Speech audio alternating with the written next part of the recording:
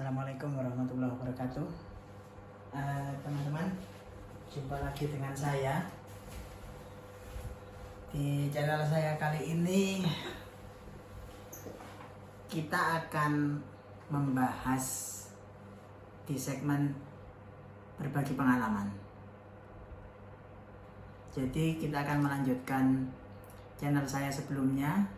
Mungkin yang belum nonton bisa nonton, linknya di bawah, itu sudah saya sertakan, yang Let Me Introduce Myself, perkenalan diri saya dan kenapa saya memutuskan untuk membuat channel di YouTube. Nah, kali ini saya akan berbagi pengalaman yang mudah-mudahan bisa bermanfaat untuk teman-teman semuanya, khususnya bagi teman-teman atau ya siapapun yang kenal atau punya hubungan dengan anak-anak berkebutuhan khusus, khususnya tunanetra. Jadi sekarang yang akan saya ceritakan di video kali ini adalah pengalaman saya setelah dilahirkan, kemudian sampai saya menempuh pendidikan di YPAB, tapi SLBA YPAB, tapi hanya sampai SD aja mungkin ya. Kalau sampai yang jauh-jauh nanti kepanjangan videonya. Oke, mudah-mudahan teman-teman gak bosan. Jadi pertama yang perlu saya sampaikan di sini adalah saya lahir 32 tahun yang lalu, tepatnya 22 Juni 1988 di rumah sakit, waktu itu namanya masih Budi Mulia, Surabaya. Sekarang namanya jadi Siloam Hospital. Nah, saya dilahirkan waktu itu usia 7 bulan. Sebentar, saya cek waktu dulu biar nggak kelamaan. Oke. Jadi waktu itu saya dilahirkan pada saat usia kandungan mama saya 7 bulan. Nah, karena pada saat itu alat di rumah sakit Budi Mulia kurang memadai, akhirnya saya langsung dibawa ke rumah sakit RKZ atau rumah sakit Santo Paulus di Jalan Kutai yang di dekat lumpia itu loh. Enak itu lumpianya. Aduh, kemana-mana ini jadinya. Ya, ini berdasarkan cerita yang disampaikan orang tua saya ya. Jadi pada saat itu begitu saya lahir, kondisi saya nggak menangis. Jadi tidak menangis karena ya itu tadi, mungkin karena 7 bulan tadi. Setelah itu dokter memutuskan ini harus dibawa sama papa saya ke RKZ. Pada saat itu belum ada kendaraan mobil, yang ada hanya sepeda motor. Jadi waktu itu cuman kayak dibedong gitu aja, dibawa naik motor dilarikan ke RKZ. Di sana saya masuk inkubator kurang lebih 2 bulan setengah. Itu masih belum tahu kondisi mata ya, 2 bulan setengah. Setelah keluar, waktu itu keluarga saya masih tinggal bersama keluarga besar Eyang dari pihak papa di daerah Manyar. Nah, setelah saya dibawa pulang, waktu usia saya 3 bulan atau 4 bulan, itu kan harusnya bayi kalau dikasih mainan dia respon ya, matanya ke atas, pokoknya mencari sumber suara. Nah, itu saya tidak, nggak ada respon sama sekali. Akhirnya orang tua saya memutuskan untuk membawa saya kontrol ke dokter mata. Dari dokter mata itulah dijelaskan bahwa anak ibu ini atau anak bapak dan ibu ini terkena retinopathy of prematurity. Jadi lahir prematur sehingga retinanya, sarafnya tidak tumbuh dengan sempurna, seperti itu. Ya, pada saat itu menurut ceritanya papa sama mama, dengar informasi seperti itu otomatis mereka syok ya. Ya, saya juga yakin gak ada orang tua di dunia ini yang gak kaget ketika dengar anaknya mengalami kebutaan atau gak bisa melihat seperti itu. Nah, akhirnya yang namanya orang tua kan pasti akan berupaya untuk mencari solusi bagaimana supaya anak saya bisa sembuh seperti itu. Dokter waktu itu diperiksakan ke dokter Gatot Suhendra kalau nggak salah. Prakteknya di Jalan Diponegoro, Surabaya. Nah, dokter Gatot mengatakan kalau mau dilakukan operasi bisa, tapi untuk tingkat kesembuhannya kami tidak bisa menjamin. Waktu itu bilangnya seperti itu. Dan biaya operasi sendiri pada saat itu tahun 89 yaitu sekitar 1,5 juta. Seperti itu. Pada saat itu orang tua saya bingung kalau dengan biaya seperti itu dan kemungkinan belum bisa sembuh, nyari uangnya di mana? Uang 1,5 juta di zaman itu banyak. Kalau sekarang mungkin setara berapa ya? 15 juta ya? Atau 20 juta segituan lah. Nah, akhirnya papa saya berinisiatif karena kakek saya atau mbah saya dari pihak papa itu tentara, sudah almarhum beliau, jadi tahun 85 atau 86 kalau nggak salah, mungkin saudara-saudara saya bisa koreksi, 85 atau 86 itu meninggal. Nah, tapi yang namanya tentara kan pasti punya tanda jasa, apalagi waktu itu tahun 1965 Mbah pernah jadi salah satu pimpinan di Blitar waktu itu yang Gunung Lawu kalau nggak salah, 63 atau 64 ya, itulah. Jadi ada beberapa tanda jasa yang didapat. Nah, berbekal tanda jasa itu akhirnya diputuskan untuk mencoba tulis surat ke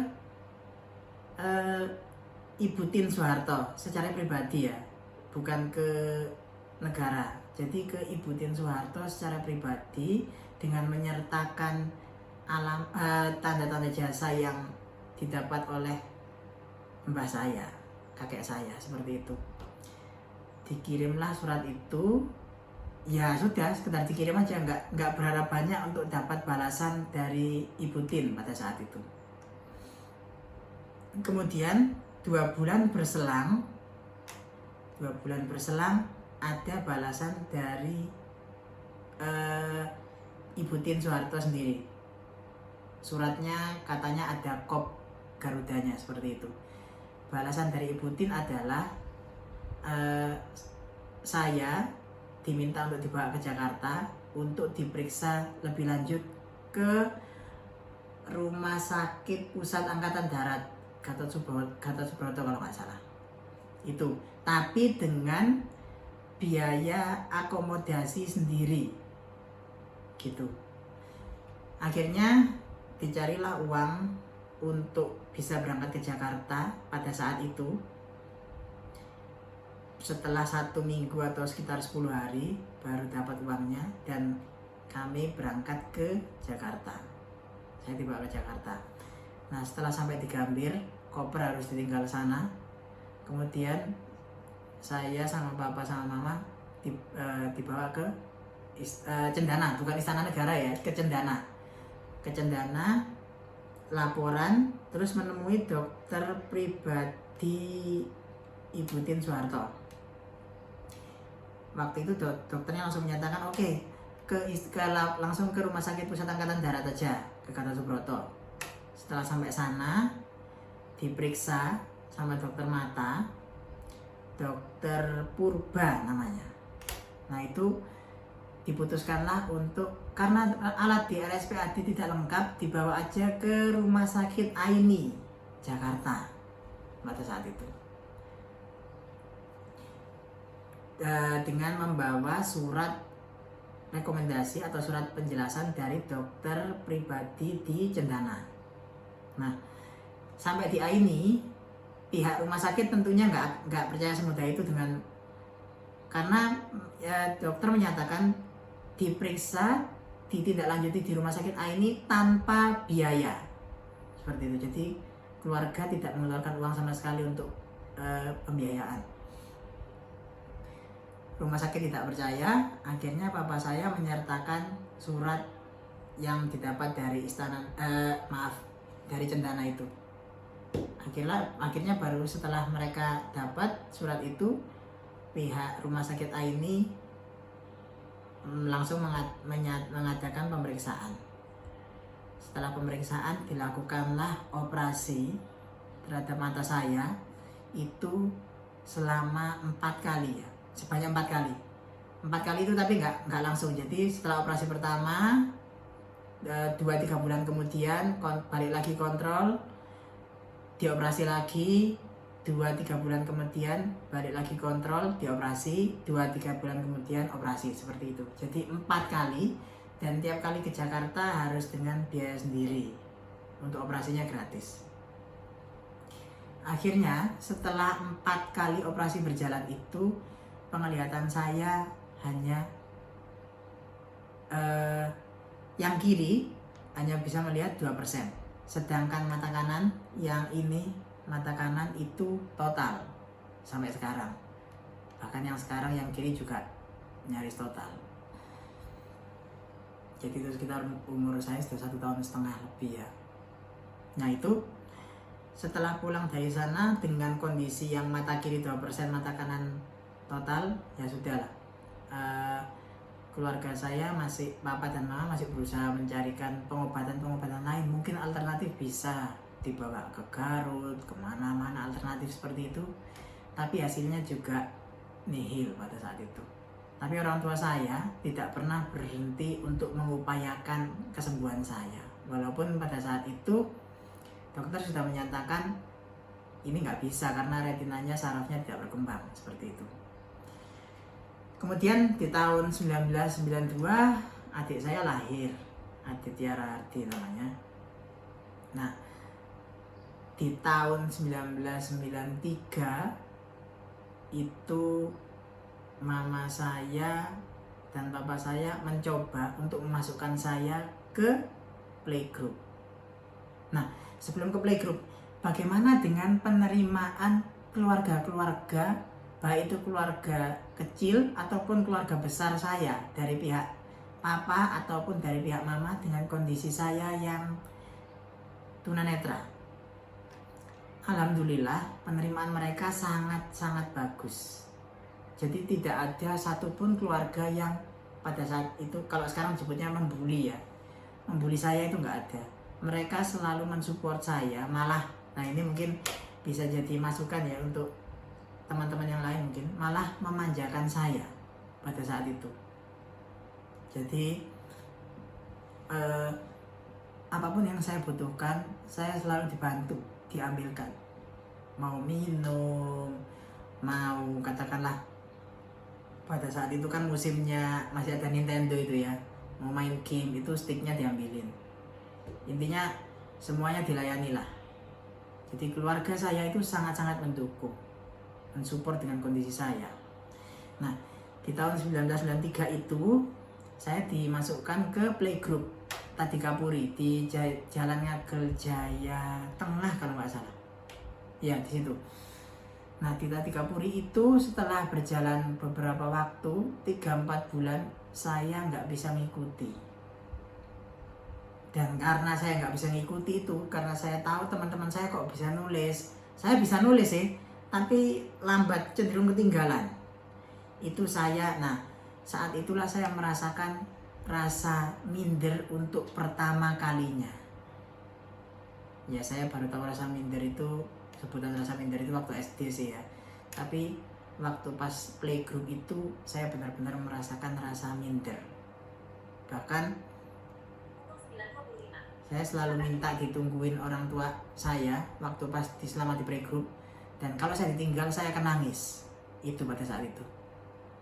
Jadi saya benar-benar terpukul dengan kondisi saya yang ternyata saya ini nggak bisa melihat, teman-teman saya yang lain bisa. Nah itu saya juga baru tahu kalau nggak bisa melihat itu seperti itu.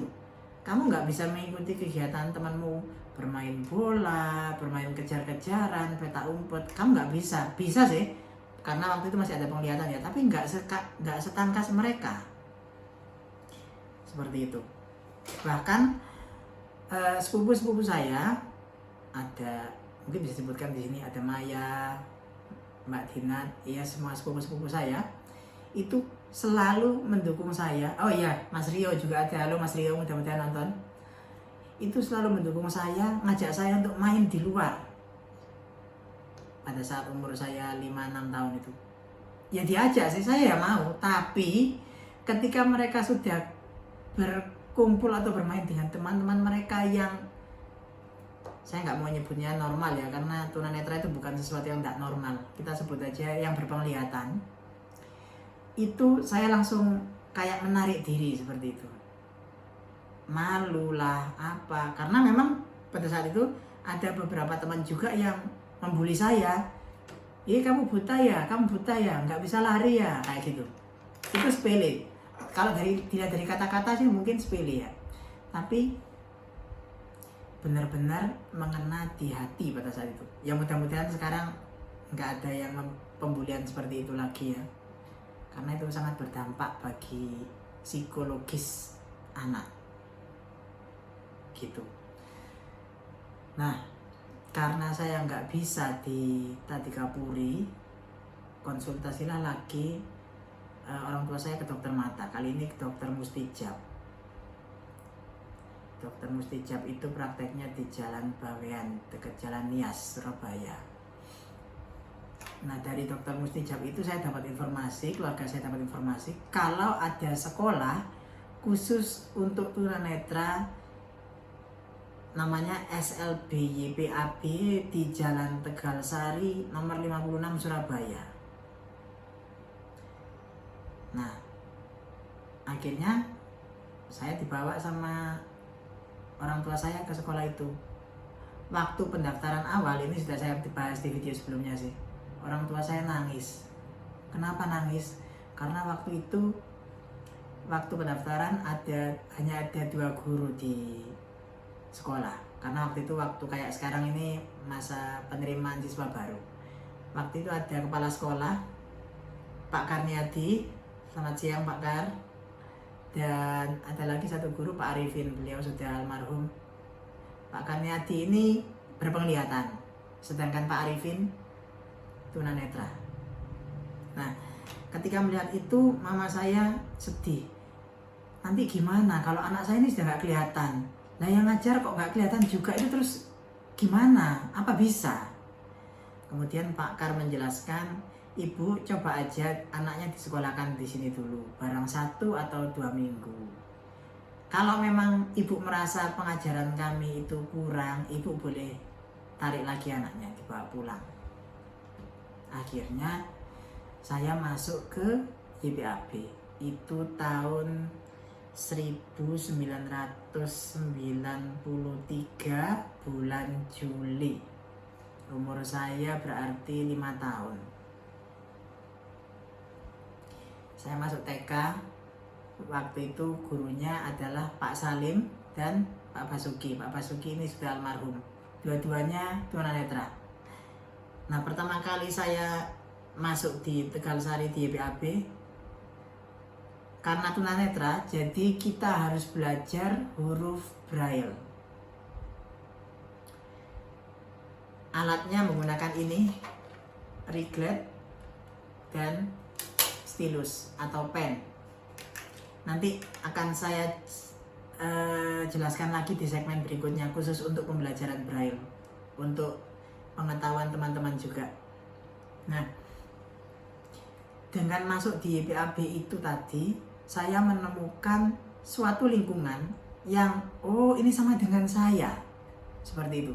Teman-temannya sama-sama tunanetranya, guru-gurunya juga banyak yang tunanetra, walaupun ada juga guru-guru yang berpenglihatan, ada. Nah, di YPAB itu saya mendapatkan teman dan tidak mendapatkan bully, ya, tidak dibullying karena satu frekuensi. Ini sudah berapa menit ya? Mudah-mudahan nggak kepanjangan ya, mudah-mudahan. Nah, karena satu frekuensi tadi, saya menjalani pendidikan di sana selama ya sampai SMP bahkan. Kemudian setelah lulus, saya gabung ke sekolah umum ke Gigi 3. Tapi kita bahas detail itu mungkin di video selanjutnya, takutnya kepanjangan ini. Nah, setelah saya masuk SD itu, TK dan SD, belajar Braille dan lain sebagainya. Di situ saya menemukan bahwa ternyata kita tunanetra itu juga bisa melakukan apa-apa sendiri. Jadi di sana pelajarannya umum. Ada matematika, IPA, bahasa Indonesia, IPS, umum. Cuma ada tambahan pembelajaran. Yang pertama tentunya pembelajaran Braille. Yang kedua namanya pembelajaran orientasi mobilitas. Terus juga ada pelajaran seni. Nah, saya belajar musiknya juga di YPAB, belajar piano. Nah, sebenarnya pembelajaran yang terpenting adalah orientasi mobilitas. Bagaimana tunanetra itu merasakan atau ya bergerak dalam kehidupannya. Jadi dia tahu kondisi ruangan, kondisi cara makan dan lain sebagainya. Itu diajarkan di pembelajaran orientasi mobilitas. Nanti kita bahas tersendiri itu ya. Nah, dari semua ini ada beberapa poin yang perlu saya sampaikan. Ada lagi ketinggalan. Pembelajaran keterampilan juga ada. Jadi siswa juga diajarkan menggunting, menempel, ya segala sesuatu tentang keterampilan kecuali yang berhubungan dengan visual. Gitu. Jadi menggunting, menempel dan semuanya diajarkan, termasuk kemandirian itu diajarkan. Nah, poinnya di sini adalah yang perlu saya sampaikan, khususnya untuk teman-teman yang punya anak atau punya kenalan yang berkebutuhan khusus tunanetra ya. Sedari kecil upayakanlah supaya tunanetra itu bisa melakukan segala sesuatunya sendiri. Jangan seperti saya. Saya ulangi, jangan seperti saya. Kalau kemarin saya baca di komentar YouTube saya, ada salah satu keluarga saya yang menyatakan, saudara saya menyatakan, kok serba bisa ya anak ini. Sebenarnya itu adalah suatu tidak sepenuhnya benar. Nah, ini sesuatu yang penting yang mungkin perlu saya sampaikan di sini. Jadi saya juga manusia biasa, jadi punya kekurangan yang mana bagi saya saat ini di usia saya yang sudah 32 tahun ini adalah sesuatu yang menjadi penyesalan tersendiri sebenarnya bagi saya. Dulu keluarga saya itu ya tadi supportnya mungkin maksudnya sayang ya, tapi itu terlalu berlebihan. Pada akhirnya membuat saya kurang terampil dalam hal-hal tertentu. Nggak apa-apa, saya berani menjelaskan di video ini gunanya supaya dijadikan pembelajaran untuk teman-teman yang lain. Jangan seperti saya. Contoh saya akui bahwa motorik halus saya itu kurang bagus. Ada motorik kasar dan motorik halus. Kalau motorik kasar itu berhubungan dengan berjalan, berlari, melompat, menendang, dan lain sebagainya. Sedangkan motorik halus berhubungan dengan menggunting, menempel, pokoknya keterampilan yang melibatkan saraf-saraf atau otot-otot yang lebih kecil. Nah, itu motorik saya kurang bagus, dan pada saat itu di masa saya TK SD itu saya malas banget untuk mengembangkannya. Karena saya pada saat itu merasa semua orang masih ada. Nah, ini adalah mungkin pemikiran yang keliru dari kita. Jangan pernah kita berpikir kita bantu aja karena kasihan itu. Kasihan. Oke, kita kasihan sekarang, tapi nanti akan lebih kasihan lagi kalau yang bantu itu sudah nggak ada. Karena di dunia ini nggak ada yang abadi sebenarnya. Setiap manusia pasti akan pergi. Dan kalau orang yang bantu itu pergi dari kehidupan kita mau ngapain? Nggak bisa. Contohnya saya sendiri. Saya mungkin bisa beberapa hal ya, piano, menggunakan HP, komputer itu bisa. Tapi ada satu hal mungkin yang sifatnya sepele bagi orang-orang, tapi saya nggak bisa. Memotong kuku. Ya bisa. Tapi hasilnya nggak rapi dan cenderung kadang malah kelebihan, kadang malah ada kuku saya yang mengelupas atau nggak rapi seperti itu. Maka dari itu saya jelaskan di sini sampai sekarang kalau saya mau motong kuku itu saya masih dibantu. Malu nggak jelaskan ini di YouTube? Enggak. Karena apa? Biar teman-teman tunanetra yang lain tidak seperti saya. Kalian harus memaksimalkan semua itu dari kecil. Untuk anak-anak mungkin ya. Saya nggak bisa motong kuku sampai sekarang. Bagi saya itu adalah sesuatu yang ya kurang banget. Sampai sekarang saya masih berusaha untuk sampai bisa. Karena saya tahu selama ini saya dibantu potong kuku. Kalau yang membantu saya itu sudah nggak ada, susah saya. Masa mau kukunya panjang terus? Nggak mungkin juga. Terus ada lagi keterampilan yang saya belum bisa. Sepele sebenarnya, bisa, tapi nggak rapi. Tali sepatu itu bisa, tapi nggak rapi. Nah karena itulah saya sekarang mengajar di YPAP juga ya. Karena itulah saya kalau ditunjuk sebagai guru keterampilan, saya nggak pernah mau. Karena saya khawatir yang saya ajarkan tidak maksimal. Karena motorik halus saya sendiri seperti itu, gitu. Jadi sekali lagi saya perlu sampaikan di video ini, jika teman-teman menemui tunanetra, terutama yang tunanetra dari kecil, biarkan mereka berupaya untuk melakukan aktivitas sehari-hari mereka sendiri. Ajarkan. Dan jangan pernah keluarga mengatakan begini, ini terjadi pada diri saya soalnya. Tapi nggak apa-apa, disampaikan di sini untuk pembelajaran. Mereka menyayangi saya sampai mereka gini, saya ini mau belajar nyapu. Tapi mereka selalu bilang, nggak usah, kan sudah ada yang bantu. Ada lagi mungkin yang lebih ekstrim gini, jangan bilang seperti ini ya. Misalkan saudara kalian atau teman kalian yang tunanetra bilang gini, aku pengen belajar nyapu dong, kasih kesempatan ya. Janganlah, nanti kan nyapumu nggak bersih. Janganlah, nanti ngepelmu nggak bersih. Janganlah, nanti masak nasimu atau nanak berasmu itu nggak bersih. Tolong saya minta sekali lagi, jangan pernah teman-teman mengatakan seperti itu ke teman-teman tunanetra. Walaupun sifatnya kalian mau membantu, tapi jangan seperti itu. Tapi berikan mereka kesempatan. Karena saya tidak mendapatkan kesempatan itu di masa lalu. Saya mendapatkan kesempatan itu alhamdulillah baru akhir-akhir ini saja, setelah saya berkeluarga. Dan itu bagi saya ya tidak ada pembelajaran yang terlambat kan, nggak ada. Jadi mumpung sedari dini, berikan kesempatan pada mereka, pada anak-anak seluas-luasnya.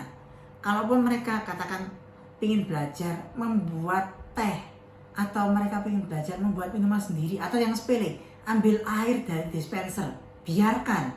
Walaupun airnya tumpah, itu juga merupakan proses pembelajaran. Sekali lagi, bagi orang tua yang punya anak berkebutuhan khusus ya tunanetra, biarkan mereka, bantu mereka. Ini yang perlu saya tekankan. Karena saya mengalami sendiri. Bahkan ya mohon maaf sebelumnya kalau video ini pada akhirnya meluas ya. Bahkan saya baru diperbolehkan mandi sendiri itu pada saat saya kelas 4 SD. Kalian bisa bayangkan sendiri. Itu karena faktor yang terlalu sayang pada saya, tapi di sisi lain juga memberikan dampak negatif. Kenapa? Berikan kesempatan, biar mereka coba. Salah nggak apa-apa, dikasih aja kesempatan. Karena poin yang terpenting yang perlu kalian ingat adalah kalian tidak bisa selamanya membantu si tunanetra ini. Kita semua juga pasti akan mati, itu yang perlu diingat. Kalau kita ini mati, yang bantu tunanetra ini mati, siapa yang bantu mereka kalau kalian sudah nggak ada? Ya kalau yang orang di sekitar kalian mau. Kalau nggak mau, sekalian menambahkan juga, saya juga sampai saat ini belum bisa menggoreng. Kalau masak nasi saya sudah bisa, ngepel saya bisa, nyapu saya yang belum bisa. Kotorannya masih lompat-lompat, mungkin kotorannya nakal ya. Itu. Tapi saya nggak akan berhenti berusaha. Lap-lap meja, bersih-bersih rumah saya bisa. Itu sih. Mungkin segini dulu video yang saya sampaikan, terlalu panjang kayaknya. Teman-teman mudah-mudahan bermanfaat ya videonya. Jadi intinya berikan mereka kesempatan, berikan mereka untuk bisa menjalani kehidupan mereka sehari-hari. Itu lebih penting. Kalau saya ya benar, pendidikan akademik itu penting supaya mereka bisa bermanfaat di masyarakat.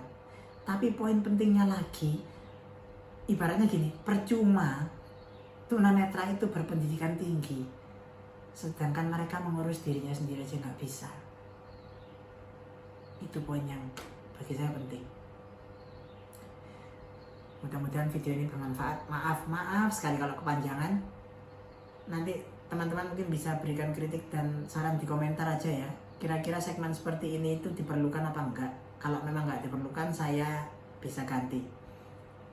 Tapi untuk segmen tutorial khususnya seputar Android dan iPhone tetap akan saya buat di video ini, mengingat supaya teman-teman yang lain, mungkin murid saya nonton atau wali murid menonton, itu bisa menggunakan produknya sendiri atau install produk sendiri tanpa harus ke saya. Itu aja sih mungkin yang bisa saya sampaikan di video ini. Mudah-mudahan video ini bermanfaat. Jangan lupa like, share, and subscribe. Dan kalau mau nonton video saya sebelumnya tentang introduce myself, perkenalan channel saya, bisa ditonton lagi di link di bawah. Mohon maaf kalau kepanjangan. Poin yang perlu dicatat saat ini adalah saya cerita sampai saya masuk YPAB ya, dan dikenalkan bagaimana kemandirian itu sebenarnya di sana. Mudah-mudahan kalau memang teman-teman masih berminat dengan sharing saya, mungkin bisa saya lanjutkan. Tapi kalau enggak apa-apa, saya ganti nanti. Yang jelas yang akan menjadi muatan tetap itu tadi Android, iOS, dan ini pembelajaran bagi anak tunanetra, baik itu tentang Braille dan lain sebagainya. Nanti akan ada segmen tersendiri. Terima kasih sekali lagi. Mohon maaf kalau kepanjangan. Dan assalamualaikum warahmatullahi wabarakatuh.